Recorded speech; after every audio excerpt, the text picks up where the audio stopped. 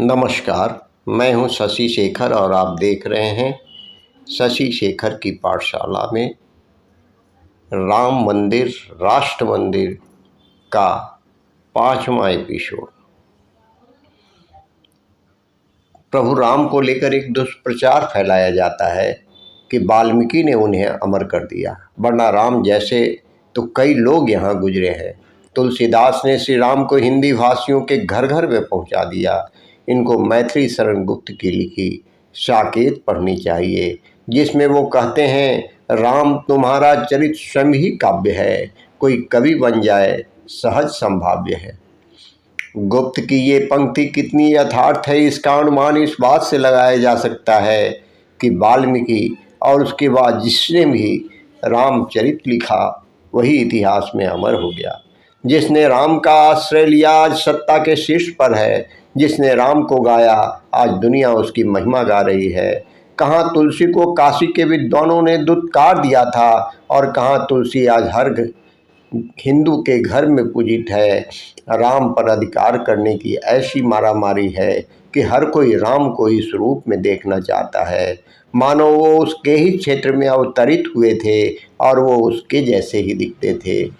भारत से पूर्व की ओर बढ़ते जाइए, राम की मूर्तियां आपको मंगोलों और थाई लोगों की शक्ल में मिलती दिखेगी। मीजों के राम का आख्यान पढ़िएगा तो पता चलेगा कि मीजो लोगों ने राम को मछुआरे के रूप में चित्रित करके रखा है। माधव कंदली की रामायण में राम असमिया समाज का प्रिय आहार भात खाते और असमिया कहावतें कहते दिखते हैं, तो मलेशिया, बाली, सुमात्रा और जावा में राम उसी समाज जीवन में गुथे हुए नजर आते हैं। भारत तो देवभूमि रही है, यहाँ समय समय पर अवतार होते रहे हैं। हरेक के लिए काव्य और स्तुतियाँ भी रची जाती रही है, पर हरेक मानदंड पर कब्जा केवल राम का है।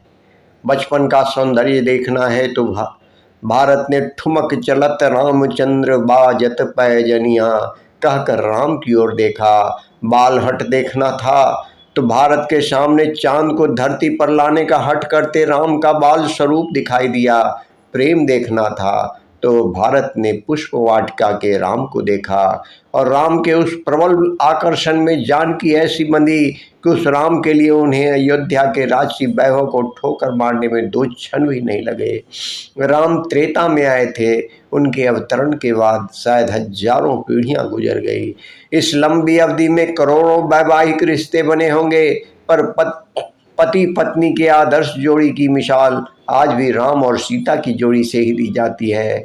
लाखों साल बीत जाने के बावजूद पति पत्नी संबंधों के उत्कृष्टता की मिसाल राम और सीता को छोड़कर कोई और बन ही नहीं पाया।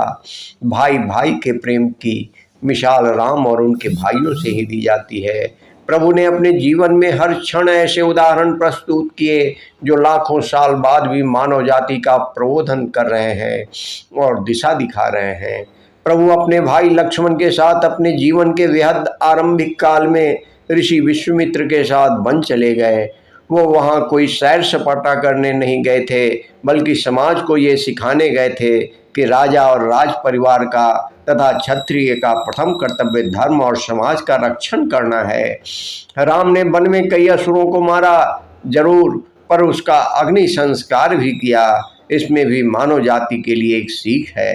राम का नदियों के प्रति अनुराग, वन वृक्षों और गिरिवासियों के लिए उनकी करुणा, माता पिता और गुरु के लिए सम्मान, पत्नी के प्रति प्रेम समर्पण और सम्मान, निषाद राज और सुग्रीव से मित्रता, वनवास भेजने वाली माता और पिता के प्रति भी उतना ही सम्मान, अनुजों के साथ पिता तुल्य व्यवहार, गुरुजनों और साधु संतों का सम्मान, पराई नारी पर कुदृष्टि डालने वाले बाली का वध, वली और रावण का वध कर उनके राज्य को स्वयं के अधीन न रखकर उनके भाई को सौंपना, गौर पुरोहित के लिए उनकी चिंता, शरणागत की रक्षा, प्रतिज्ञा का मान रखना, सबका उत्साह वर्धन करना, माता सबरी के साथ स्नेहमय व्यवहार, जन्मभूमि के प्रति अनुराग, आदर्श राज्य की स्थापना और कुशल युद्ध नीति, ये सब के सब इकट्ठे रामचरित में समाहित है। और न जाने ऐसे कितने उदाहरण हैं जो प्रभु राम के नाम की अमरता का प्रमाण है।